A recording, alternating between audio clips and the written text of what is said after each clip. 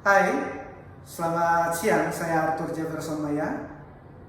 Hari ini kita akan membahas materialisme, dialektika, dan historisitas. Secara umum kita pahami bahwa materialisme adalah filsafatnya Marx, sedangkan dialektika adalah metodenya. Jadi, materialisme dialektika mempelajari tentang bagaimana mengakses materi yang ada sehingga kita mampu mengetahui realitas yang terjadi. Untuk mengakses material tersebut, kita membutuhkan yang namanya metodologi. Dan dialektika adalah metode yang cocok dalam hal mengakses materialisme. Keduanya ini kemudian dinamakan sebagai materialisme dialektika dan dikenali atau dikenakan pada alam sejarah. Kemudian kita akan menyebut bagian itu adalah historisitas. Dalam bahasa lain, historisitas adalah pengenaan materialisme dialektika pada alam sejarah. Kita akan mengurai secara singkat satu persatu dari materialisme, historisitas, ataupun dialektika. Materialisme adalah hak ekual pada definisi sebelumnya. Sebelum abad ke-16, materialisme diterjemahkan sebagai sesuatu yang given atau objek yang kemudian berdiri sendiri daripada subjek. Nah, bagian ini menjadi keliru waktu kita mempelajari Das Kapitalnya Karl Marx, di mana materialisme yang dimaksudkan oleh Karl Marx adalah efek daripada subjek atau objek realitas seperti perang, konflik, dan lain-lain di luar sana. Ini adalah efek daripada subjek. Artinya bahwa materi atau materialisme tadi merupakan aktivitas subjek.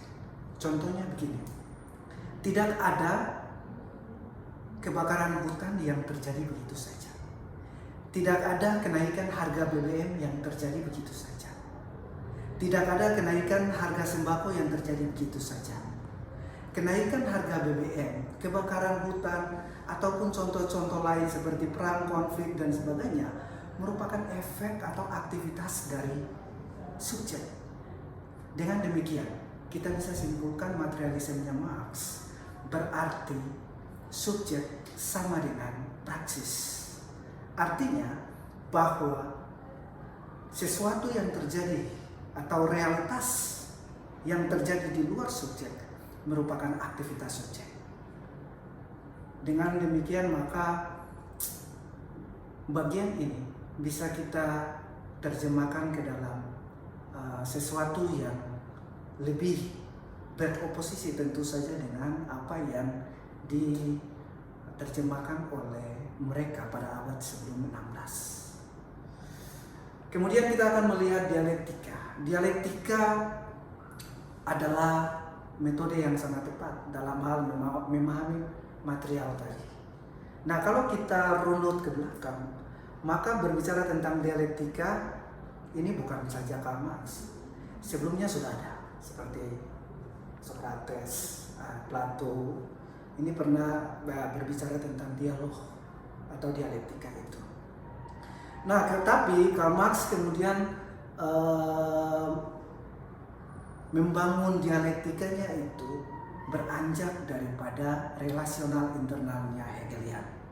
Jadi Hegel yang kemudian menjadi pemikir dalam melandasi pemikiran dialektikanya Marx. Menurut Hegel, bahwa roh atau sesuatu yang real itu datang dari dalam.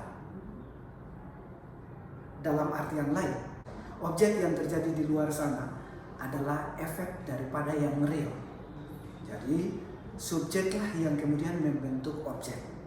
Nah, bagian ini tentu saja berbeda dengan dialektikanya Marx. Marx kemudian mengatakan bahwa saya beroposisi dengan Hegel. Beroposisinya gimana?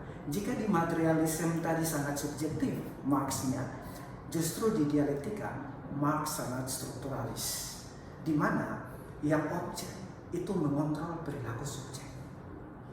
Kalau kita pelajari Hegelian lebih lanjut, maka kita akan mendapatkan yang namanya tesis, antitesis, dan sintesis.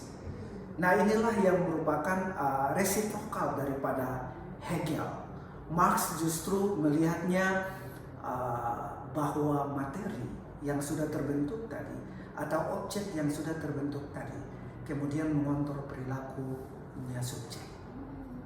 Ini dialektikanya Marx. Jadi sebaliknya daripada material adalah dialektika. Kalau materi kita berbicara sangat subjektif, maka di dialektika kita berbicara sangat objektif. Yang ketiga adalah historisitas. Apa itu historisitas? Historisitas itu adalah tema sentralnya Karl Marx, di mana pengenaan materialisme dialektika pada alam sejarah.